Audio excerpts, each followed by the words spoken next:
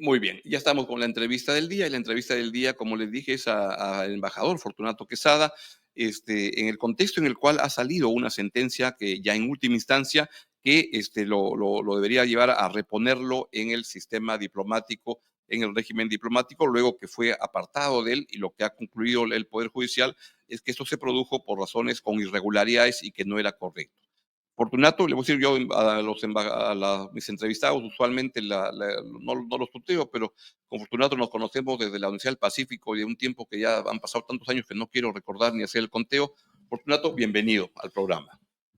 Augusto, muy buenos días y muchas gracias por la invitación. Y efectivamente, a veces es bueno recordar que no son tantos años desde la No son universidad. tantos. Ha pasado rápido el tiempo. Eso sí. Eso sí. Cuéntanos, por favor, para que nos expliquen todo y le hago el contexto. Fortunato Quesada fue nombrado embajador en Israel durante el gobierno de Pedro Pablo Kuczynski. Él antes era jefe del delegado de la Cancillería en todo lo que es el protocolo de este Palacio, y luego fue designado y nombrado embajador y fue a Israel.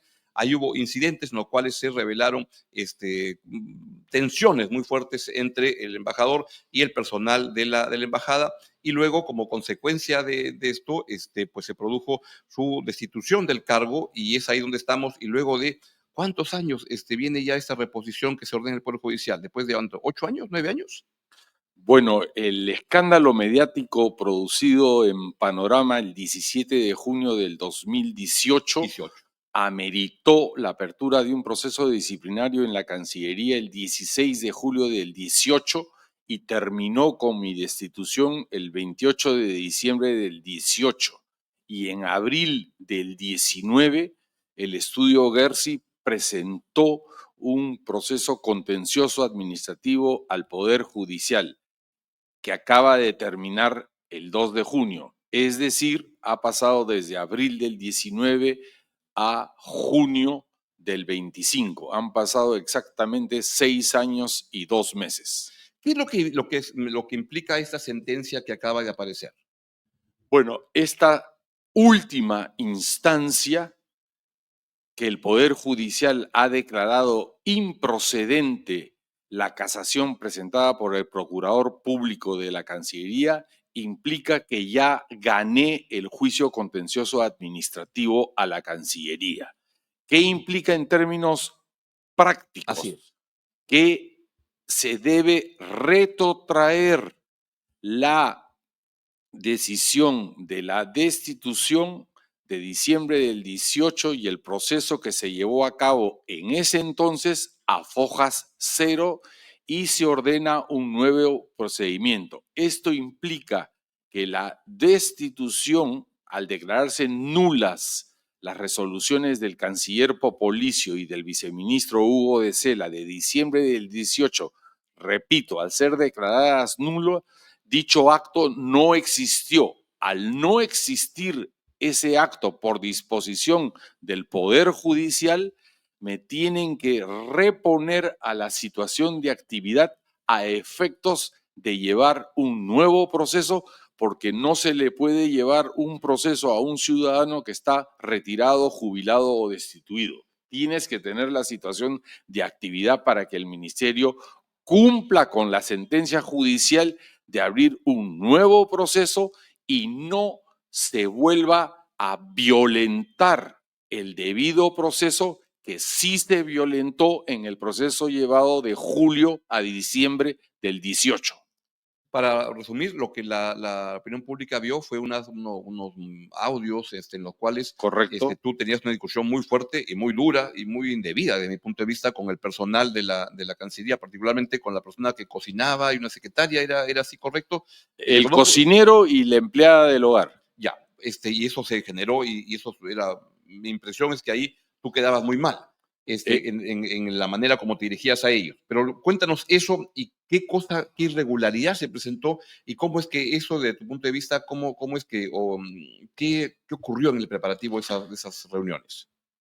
lo que dices, Augusto, en primer momento es correcto, porque la impresión que dio el programa Panorama el 17 de junio del 18 es la que tú has mencionado Ujú. y de la cual la opinión pública se quedó Correcto. colgada de ella. Pero se descubrió a medida que corría el tiempo, en base a 31 folios que el señor Pedro Rubín entregó en octubre del 2020 y en base a un informe 011 de recursos humanos de la propia Cancillería de diciembre del 2020, repito, así como conseguimos con el estudio Gersi todos los audios originales, se descubrieron tres cosas. Primero, fui grabado ilegalmente. Grabar a un funcionario o a una persona es ilegal, más aún de sus subalternos a su jefe que era yo. Eso está prohibido por la Constitución y solamente un juez puede ordenar grabar. En segundo lugar, fui grabado en mi casa, territorio privado, sin actividad oficial, sin autoridades oficiales, sin representación, en conversaciones coloquiales. Y en tercer lugar, que es lo más impresionante, porque yo la verdad que hasta hoy en día no lo puedo creer, pero así sucedió, fui grabado 40 horas, Augusto. 40 40 horas. horas la empleada y el cocinero me grabaron. Y todos esos audios fueron enviados al programa Panorama y ahí aún no sabemos si los envió Rubín directamente a Panorama o ¿Rubín quién es? el ministro consejero de la Embajada del Perú en Israel el 2018, mi número 2, o el señor Boza, lamentablemente fallecido, que era el jefe de gabinete del canciller Popolicio el 2018, si él los envió. Pero todos estos audios que sonaron duros, como tú bien Ujú. dices, son descontextualizados. Todos los tijeretearon, disculpa las palabras, los cortaron, los editaron, los manipularon y obviamente, si tú presentas los audios así, suena como sonó. Si tú te pones a pensar con todo respeto a la famosa frase que dije, que fue una frase impertinente, también habría que poner el audio completo, que el programa Cuarto Poder del Canal 4, el periodista de investigación Daniel Llovera, lo sacó en septiembre del 2020, donde se ve que la empleada y el cocinero me están invitando a salir. Querían ellos ir a tomar un trago conmigo a un bar, querían agradecerme lo que yo había hecho por ellos. Yo, Augusto, les llevé sus cosas gratis a Israel, sus maletas. Les presté plata, les pagué de mi bolsillo sus uniformes, les daba permiso. A la empleada le daba permiso desde el jueves hasta el martes a veces para que saliera, porque si bien la casa que recibimos de Rubín estaba completamente sucia e impresentable, durante el primer mes se demoró, pero se limpió. Y luego, pues como tú comprenderás, baja la intensidad un poco del trabajo a la rutina diaria, que es pues limpiar los baños, la cocina, ¿me entiendes? Entonces Ahora, ya hay pero que... la parte que ha estado presente en tus denuncias y lo que me sospecho que lleva a que se determine que es una irregularidad y que tú sostienes que, porque yo siempre defiendo que los medios pues publican las cosas, pero que tú lo que sospechabas o creías o tenías pruebas de que esto fue organizado desde la Cancillería. Esa Correcta. es la parte que me parece más complicada, Bueno, que era un complot para sacarte. esto desde el inicio con el estudio Gersi fue lo que se dijo, se pensó y hoy en día se comprobó. ¿Y por qué se comprueba? Porque los 31 folios demuestran las conversaciones de organización y planificación del escándalo mediático, de las grabaciones ilegales, del contacto con Panorama, del contacto con la periodista Roxana Cueva, que era la directora del programa Panorama en ese entonces, el 18, a efectos de promocionar este escándalo mediático y buscar esto. Y Boza señala en estos 31 folios que el señor canciller Popolicio y el señor viceministro de Cela conocían un mes antes todo lo que iba a pasar. Ellos estaban al tanto y ¿qué decidieron? darle luz verde al escándalo mediático en vez de, si yo era tan malo, entre comillas, o tenía una pésima actuación, o se quejaban tanto de mí, ¿por qué la Cancillería no actuó como debió actuar de manera responsable y profesional vía de recursos humanos de llamarme a Israel y decirme, vea, embajador, está sucediendo esto? Con lo cual yo me hubiera sorprendido que me estén diciendo que me están grabando. Y en segundo lugar, ninguno de los dos empleados, la empleada o el cocinero, se quejó ante mí, me presentó un memorándum o se quejó al Ministerio de Trabajo israelí o a la Cancillería israelí. Estamos hablando de un país, con todo respeto, que la ley funciona en Israel, la igualdad de género funciona y las quejas laborales funcionan. En Israel está terminantemente prohibido. Este caso de este complot es único en el mundo. Nunca ha sucedido en ninguna cancillería donde desde la alta dirección, un canciller de la República, Popolicio, un viceministro de Relaciones Exteriores, Hugo de Cela, su jefe de gabinete, José Boza, y el número 2 mío, planificaron en esos 31 folios cómo hacer el escándalo mediático. Entonces, esa es la prueba fundamental. Pero lo más increíble es que en diciembre del 2020, la embajadora Fátima Trigoso, mujer profesional e íntegra, sacó un informe de recursos humanos donde dijo que Popolicio de Cela, Boza y Rubín habían infringido y habían cometido ilícitos penales. Segundo, habían violado la Constitución. Tercero, habían violado la ley del servicio diplomático. Cuarto, habían violado el prestigio y la imagen del servicio exterior. Quinto, cómo se usó una embajada para grabar las instalaciones de una residencia oficial. Es parte de la estructura que el Estado tiene en el exterior. ¿Cómo se permitió eso? Por supuesto, como comprenderás, a la embajadora Fátima Trigoso a la semana la botaron del puesto. Ahora, yo en ese caso diferencio lo que es el trabajo periodístico y recibes los audios, etcétera, los pones, o en el trabajo caso de Cuarto Poder, o en el caso de Panorama, pero lo que más me interesa y preocupa es esta versión en la cual era la propia Cancillería la que estaba complotando contra un embajador de su propio servicio diplomático. Así es. Mi pregunta es, ¿por qué no te querían Popolicio y Boza? O sea, ¿qué cosa tenías tú? Era porque tú, no sé, sentían que te había nombrado Pedro Pablo Kuczynski sobre lo que quería la Cancillería. ¿Por qué te odiaban en Torre Tagle? Bueno, que era tu casa, donde habías trabajado tantos años. En primer lugar, esto no es un tema de amor y odios. Es un tema crudo.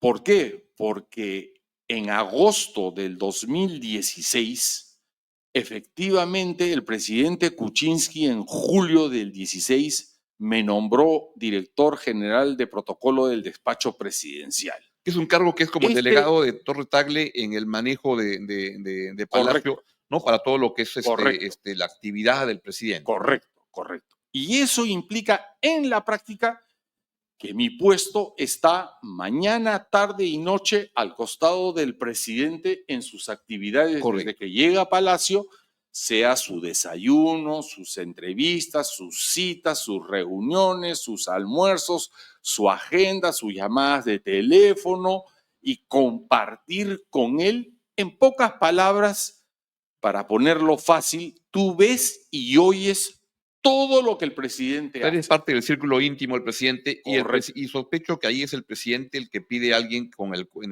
alguien en quien él pueda confiar. Así es. Y sobre todo hay que tener, y disculpa que lo diga, pero es verdad, hay que tener una discreción absoluta. Porque escuchar y ver todo lo que el presidente hace todos los días, créeme que en mi experiencia personal, el primer mes yo tenía pues presión, tensión, porque hay que acostumbrarse a este nivel de presión del centro del poder político peruano y de todas las personas que van y vienen, y tú ves, miras, oyes y tienes que cumplir, como dicen los famosos tres monitos, ver, oír y callar. En consecuencia, ese era mi trabajo. Pero ¿qué sucedió? En agosto del 16, el canciller Luna, delante de Ricardo su Luna era el primer canciller del gobierno de Pedro Pablo Kuczynski. Correcto. El canciller Luna, a quien yo recibo en la puerta de honor de Palacio de Gobierno, llega conjuntamente con su entonces viceministro Néstor Popolicio Bardales y con el embajador José Antonio Bellina Acevedo, y el canciller Luna, más allá de yo cumplir con la formalidad de decirle, canciller, buenos días, el canciller Luna me dice, oiga, Fortunato, yo necesito pedirle algo. Y yo contesto, sí, señor, porque Sí, en claro. fin, es mi jefe, tiene más rango que yo, es de la casa de donde yo vengo. Entonces, sí, señor, dígame en qué lo puedo servir. Y él me dice, mire, yo quiero que usted me informe las actividades y las citas y con quiénes se reúne el presidente para yo poder recomendarle o no si debe recibir a esas personas, porque hay mala gente, hay buena gente. Entonces usted me tiene que contar todo lo que el presidente hace para yo poder saber. Francamente, en ese segundo, la aseveración del canciller Luna me pareció realmente, en primer lugar, fuera de lugar. En segundo lugar, antiética, ilegal, inapropiada. Y como comprenderás, para mí era imposible contestarle la palabra sí o la palabra no. Simplemente opté por una palabra, en mi concepto anodina, que fue correcto, señor. El embajador Popolicio reiteró, Fortunato, ¿has escuchado la instrucción del canciller Luna? Y lo mismo le dije, correcto, señor. Y en la noche de ese famoso miércoles 1 de agosto del 2016, yo fui a la casa del presidente Kuczynski y le conté esta desagradable anécdota. Y por supuesto el presidente Kuczynski hizo un gesto que lo puedo repetir. Me hizo un gesto así y me dijo, no, tú estás acá para cuidarme las espaldas. Acá no cuentas nada. Y Ahora, pero así es sucedió. extraño, a ver, eso sí, no tengo por qué dudar lo que me está diciendo, pero Ricardo Luna era un amigo o es un amigo de Pedro Pablo Kuczynski desde la juventud, ¿no? Estuvieron en Princeton juntos, coincidieron, entonces eran bien cercanos. ¿Por qué se producía esto, este cortocircuito entre el presidente y su canciller, que era alguien además traído en situación de retiro porque confiaba mucho en él y era de su generación, digamos que se sentía muy cercano? ¿Por qué tendría que haber esta situación tan insólita? Bueno, lo que afirmas, Augusto, es correcto, pero las amistades, y yo lo he vivido en carne y propia, buenas y malas o excelentes y no tan buenas, suceden cuando tienes puestos de poder. Tener poder político, ser el canciller, él asumió que en base a lo que tú has dicho, a su amistad anterior, desde que se conocen en De Estados 60 Unidos, años. en ese entonces, le daba el derecho de pedir o exigir todo lo que él quería saber y no se dio cuenta que el canciller de la República es el canciller de la República y tiene que ejecutar la política exterior que el presidente de la República le ordena. No es alguien que pide que un funcionario, el director de protocolo del despacho presidencial, sea un soplón, un informante, un tiradero, como se dice coloquialmente. Entonces, no puede ser. Además, yo soy testigo de excepción y ya el tiempo permite decir de todas las situaciones donde el canciller Luna se portó mal, no solo con mi persona, sino con el propio presidente Kuczynski. Por favor, él en el primer viaje oficial del Fue a presidente China, ¿no? Kuczynski en septiembre del 16, que fue a A China, Beijing, claro. a Shanghai, a Nueva York y a Miami, en el cual yo fui 3 días antes de avanzada para chequear y verificar, como hace tradicionalmente el director de protocolo, recuerdo que el canciller Luna le llevó la resolución ministerial para armar la delegación oficial para efectos de conseguir los pasajes viáticos, como suele ser en toda norma de los viajes oficiales de los presidentes.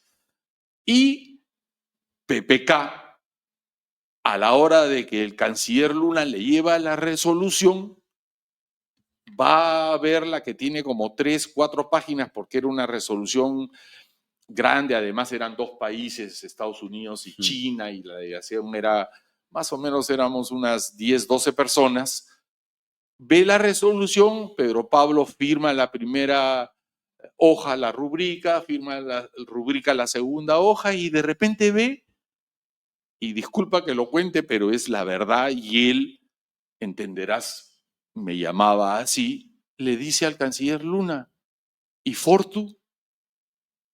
O sea, Fortunato, no estaba en la delegación. Tuvieron que devolver la resolución a Relaciones Exteriores para que me incluya en la resolución. Esto te demuestra que efectivamente el presidente Kuczynski, más allá de mi trabajo profesional, tenía una confianza en mi persona y quería que vaya porque él tenía que tener a alguien en el cual pudiera delegar pues determinadas cosas que no delega en el canciller. Por ejemplo, te doy el gran ejemplo del tema. PPK era un hombre en ese entonces de 77 años, hoy 86, que tiene pues problemas de salud. Entonces él tenía lo que se llama pues un legajo de salud. Ese legajo de salud, ¿quién lo llevaba? Yo. ¿Qué es el legajo de salud? Su experiencia, la historia médica. La historia clínica de PPK, donde están pues los médicos, los celulares, en la eventualidad que le pudiera pasar algo. ¿Quién tenía ese legajo personal? Yo. Pero es normal que eso, me suena tan insólito todo esto, porque teniendo en cuenta la relación entre Pedro Pablo Kuczynski y Ricardo Luna tan antigua, y jerárquicamente, ¿de quién depende el director de protocolo? ¿De la Cancillería o de Palacio? No, porque yo, al haber sido nombrado director general de protocolo del despacho presidencial, yo fui, mediante resolución ministerial, fui destacado a Palacio. Y en Palacio fui con una resolución de la PCM, se me nombró en dicho puesto. En consecuencia, al ser el director general de protocolo del despacho presidencial, por su propio nombre, mi jefe es el presidente de la República. Y además, el canciller de la República, si te acordarás, el canciller Luna, tiene 3 incidentes con el señor Kuczynski que son públicos. En julio del 17, el canciller Luna ordena que nadie del cuerpo diplomático peruano vaya a la recepción de Francia, cosa que él no puede hacer, pues. El que dirige la política exterior es el presidente. 2, en la famosa primera vacancia de diciembre del 17 del presidente Kuczynski, el presidente Kuczynski le ordena al señor Luna que haga la intervención de la Carta Interamericana y el señor Luna no lo quiere hacer.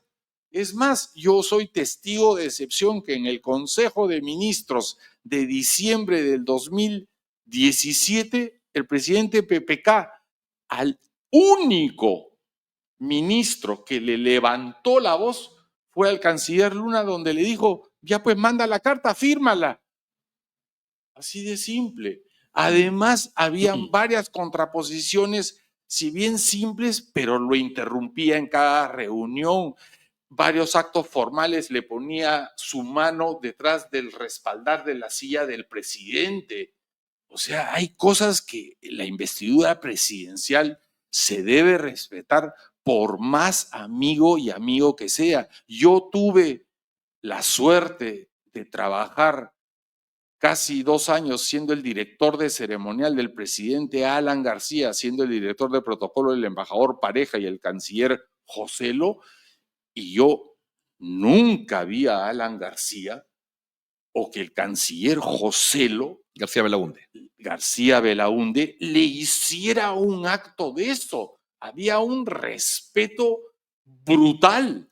El presidente de la República es una persona a la cual Se pueden tener sus diferencias y se tienen.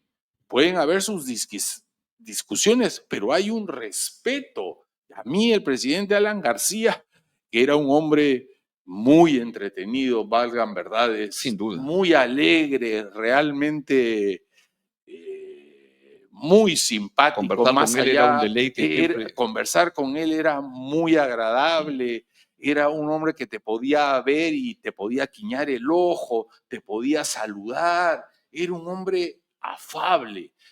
Kuczynski también lo era en Sin la duda. parte económica, culto, Sin simpático, duda. alegre. Él me abrió su casa de Choquehuanca, sus hijas, su mujer. Entonces, él confiaba porque yo ya tenía la experiencia pasada con el señor Alan García, a quien yo Y también... sospecho que algo servía de que tu padre había sido miembro del gabinete con Pedro Pablo Kuczynski años atrás, ¿no? Sí, ¿No? En el gobierno de Fernando ayudaba, Belaúnde, pero en ya pesquería y Pedro Pablo Kuczynski en en energía y minas. energía y minas. Pero yo ya volaba solo y a Lógico, mí... ya para muchos años Sí, después. claro.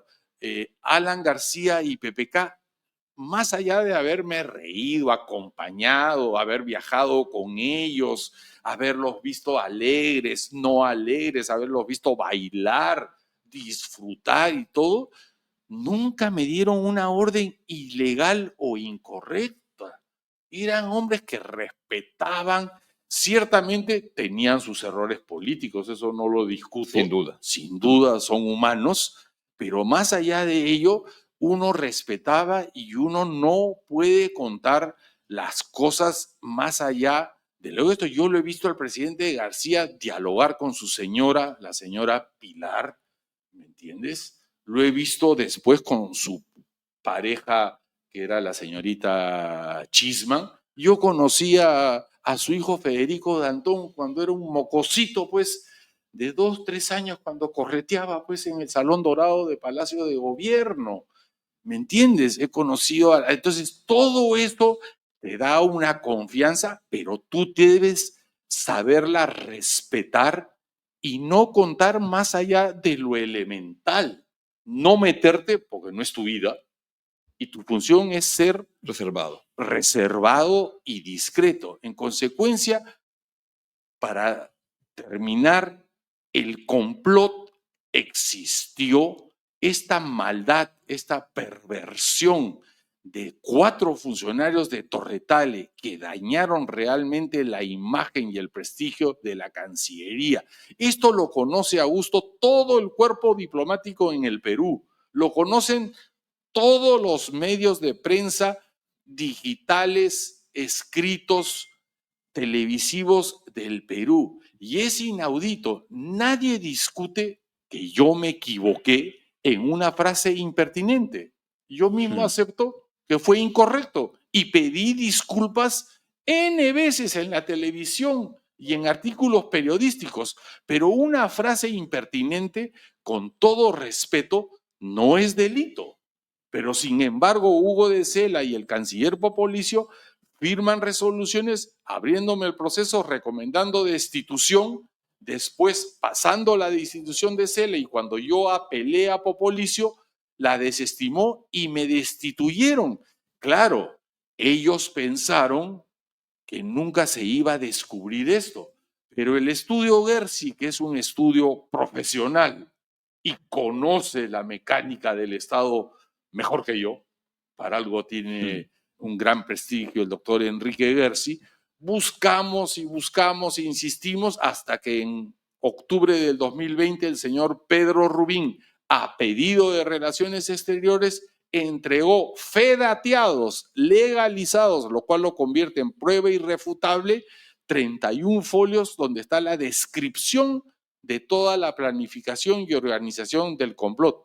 Y un último elemento para terminar, si me permites. Eso, claro, vamos acabando. El propio chef Jesús Alvarado, que fue uno de los que me grabó conjuntamente con la empleada del hogar, él mismo ha reconocido el 2023 en el programa Habla el Pueblo del periodista Rafael Romero Vázquez y en varias entrevistas y cartas que el mismo Jesús Alvarado ha enviado a mi persona, que yo se las he hecho llegar a los medios de prensa, que todo esto fue organizado y fue un complot desde Lima. Él mismo ha señalado que él recibía órdenes de Rubín de grabarme. Él mismo ha señalado que Popolicio y de Cela actuaban desde Lima sobre Rubín. Entonces, si ya una de las partes, el 50%, valga la verdad, una de dos personas, declara que fue un complot,